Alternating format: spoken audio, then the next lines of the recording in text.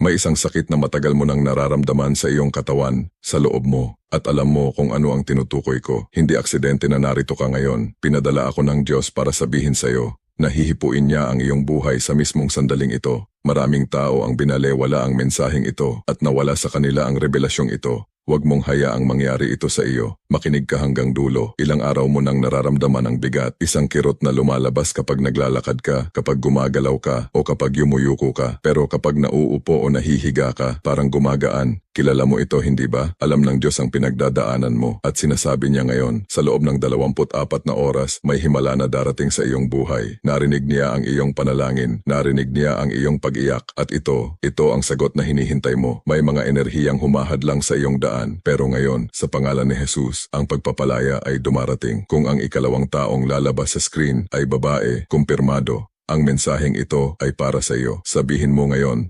tinatanggap ko, inaangkin ko, sa pangalan ni Jesus. I-comment mo ang iyong pangalan dahil ipagdarasal kita. Pindutin mo ang more sa gilid ng aking larawan at sumali sa mga anak ng Diyos na pinoprotekta